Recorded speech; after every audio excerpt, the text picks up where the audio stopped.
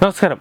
ഓരോ ദിവസവും ബി.ജെ.പിയിൽ ജനങ്ങളെ ആകാംക്ഷയുടെ മുൾമുനയിൽ നിർത്തുന്ന രീതികളാണ് ബി.ജെ.പി ആവിഷ്കരിക്കുന്നത്.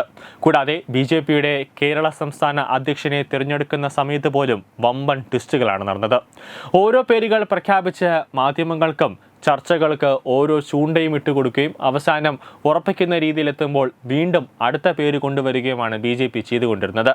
നിലവിൽ ബി.ജെ.പിയുടെ ദേശീയ അധ്യക്ഷ സ്ഥാനത്തേക്ക് തമിഴ്നാട് മുൻ ബി.ജെ.പി അധ്യക്ഷനായിരുന്ന അണ്ണാമലൈ, നിർമ്മല സീതാരാമൻ, സ്മൃതി ഇറാനി ഉൾപ്പെടെയുള്ള പേരുകൾ ഉയർന്നു കേൾക്കുന്നുണ്ടെങ്കിലും അണ്ണാമലയെ ബി.ജെ.പിയുടെ യുവമോർച്ച സംസ്ഥാന അധ്യക്ഷനാക്കാനുള്ള സാധ്യതയാണ് കൂടുതലായി കാണുന്നത്.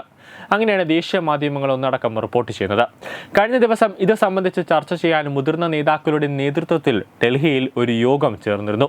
പ്രധാനമന്ത്രി നരേന്ദ്രമോദിയും കേന്ദ്ര ആഭ്യന്തരമന്ത്രി അമിത്ഷായും നിലവിലെ ദേശീയ അധ്യക്ഷനും ആരോഗ്യമന്ത്രിയുമായ ജെ.പി. നഡ്ഡ, പ്രതിരോധ മന്ത്രി രാജ്നാഥ് സിംഗ്, ദേശീയ ജനറൽ സെക്രട്ടറി ബി.എൽ. സന്തോഷ് എന്നിവർ യോഗത്തിൽ പങ്കെടുത്തു.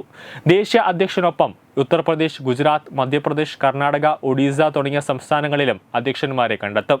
നിലവിൽ 14 സംസ്ഥാന അധ്യക്ഷന്മാരെയാണ് പുതിയതായി നിയോഗിച്ചിരിക്കുന്നത്. ദേശീയ അധ്യക്ഷ തെരഞ്ഞെടുപ്പിന് മുമ്പ് 19 സംസ്ഥാനങ്ങളിൽ സംസ്ഥാന അധ്യക്ഷന്മാർക്ക് വേണ്ടിയുള്ള തിരഞ്ഞെടുപ്പ് നടക്കും. ഇത് പൂർത്തിയാകുന്നതോടെ ദേശീയ അധ്യക്ഷനെ കണ്ടെത്താനുള്ള തിരഞ്ഞെടുപ്പ് ഒരുക്കങ്ങളിലേക്കാണ് ഇനി കടക്കാൻ പോകുന്നത്. ഈ മാസം അവസാനമോ അല്ലെങ്കിൽ അടുത്ത മാസം ആദ്യമോ അധ്യക്ഷനെ കണ്ടെത്തിയേക്കുമെന്നാണ് സൂചന. നഡ്ഡയുടെ പകരക്കാരനായി ആരായിരിക്കും എത്തുക എന്ന ആകാംക്ഷയിലാണ് ഇപ്പോൾ എല്ലാവരും നിലനിൽക്കുന്നത്. 2020 നഡ്ഡ അധ്യക്ഷനാകുന്നത്. 3 വർഷമാണ് അദ്ദേഹത്തിന്റെ കാലാവധി ഉണ്ടായിരുന്നത്. എന്നാൽ ലോക്സഭാ തെരഞ്ഞെടുപ്പ് അടക്കം പരിഗണിച്ച് പിന്നീട് സമയം നീട്ടി നൽകുകയായിരുന്നു. അതേസമയം നഡ്ഡയ്ക്ക് പകരമായി ഉത്തർപ്രദേശ് മുഖ്യമന്ത്രിയായ യോഗി ആദിത്യനാഥ് എത്തിയേക്കുമെന്ന അഭ്യൂഹവും ശക്തമാണ്. കഴിഞ്ഞ ദിവസം ബി.ജെ.പി നേതൃത്വവും RSS നടത്തിയ ചർച്ചകളിൽ അദ്ദേഹത്തിന്റെ പേര് ഇടം പിടിച്ചിരുന്നു. ലോക്സഭാ തെരഞ്ഞെടുപ്പിന് ശേഷം ബി.ജെ.പിയുടെ തീരുമാനങ്ങളിൽ RSS വലിയ സ്വാധീനം ചെലുത്തുന്നുണ്ട്. അതുകൊണ്ട് തന്നെ യോഗി എന്ന നിർദ്ദേശത്തിൽ RSS ഉറച്ചു നിൽക്കുകയാണെങ്കിൽ അത് അംഗീകരിക്കപ്പെട്ടേക്കാമെന്ന വിലയിരുത്തലുണ്ട്. യോഗി അല്ലെങ്കിൽ മധ്യപ്രദേശ് മുൻ മുഖ്യമന്ത്രി ശിവരാജ് സിംഗ് ചൗഹാന്റെ പേര് പരിഗണിക്കപ്പെട്ടേക്കാം. RSSന്റെ ഗുഡ് ലിസ്റ്റിൽ ഇടം പിടിച്ച നേതാവാണ് ശിവരാജ് സിംഗ് ചൗഹാൻ. ദക്ഷിണേന്ത്യയിൽ നിന്നുള്ള നേതാവിനെ അധ്യക്ഷനാക്കണമെന്ന ആവശ്യം ബി.ജെ.പിയിലുണ്ട്. കിണഞ്ഞ് പരിശ്രമിച്ചിട്ടും പിടികിട്ടാത്ത ദക്ഷിണേന്ത്യൻ മണ്ണിൽ സ്വാധീനമുണ്ടാക്കാൻ ഇത് സാധിക്കുമെന്നാണ് ഒരു ഭാഗത്തിന്റെ കണക്കുകൂട്ടൽ. ബി.ജെ.പി എന്നത് ഉത്തരേന്ത്യൻ പാർട്ടിയാണെന്ന് DMK നേതാവ് MK സ്റ്റാലിന്റെ വിമർശനങ്ങളെയെല്ലാം മറികടക്കാൻ ഇത് സഹായിക്കുമെന്നും നേതൃത്വം കരുതുന്നുണ്ട്. മുമ്പ് ദക്ഷിണേന്ത്യയിൽ നിന്ന് ബി.ജെ.പിക്ക് ദേശീയ അധ്യക്ഷൻ ഉണ്ടായിട്ടുണ്ട്. അന്ന് വെങ്കയ്യ നായിഡു, ജനകൃഷ്ണമൂർത്തി, ബംഗാര ലക്ഷ്മണൻ എന്നിവരാണ് അധ്യക്ഷ പദം വഹിച്ച ദക്ഷിണേന്ത്യൻ നേതാക്കൾ.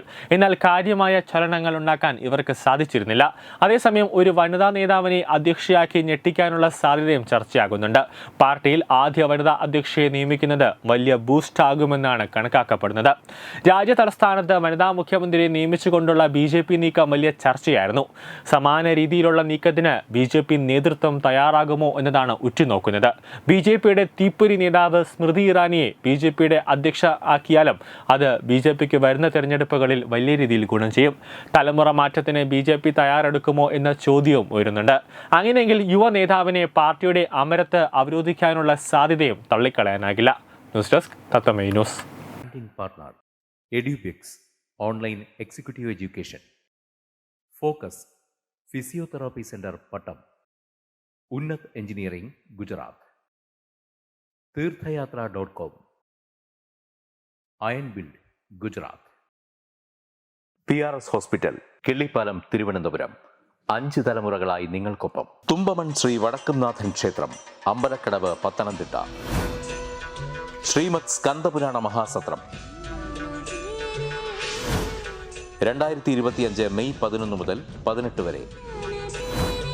ബ്രഹ്മശ്രീ മുംബൈ ചന്ദ്രശേഖര ശർമ്മയുടെ മുഖ്യ കാർമ്മികത്വത്തിൽ മഹാഗണപതി ഹോമം, സ്കന്ദപുരാണ പാരായണം, മഹത് പ്രഭാഷണങ്ങൾ, പൂജഹോമാദികൾ, കലാസാംസ്കാരിക പരിപാടികൾ.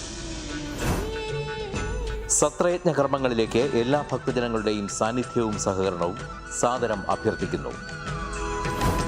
മഹാസത്രവേദിയിൽ മെയ് 18 പഴനി അരുൾമിക ദണ്ഡായുധപാണി സ്വാമി ദേവസ്ഥാന അർച്ചക സ്ഥാനികർ ശ്രീസെൽവ സുബ്രഹ്മണ്യ ശിവശാരിയാരുടെ മുഖ്യ കാർമ്മികത്വത്തിൽ നടക്കുന്ന അതിശ്രേഷ്ഠവും സർവൈശ്വര്യദായകവുമായ സ്കന്ദഹോമം.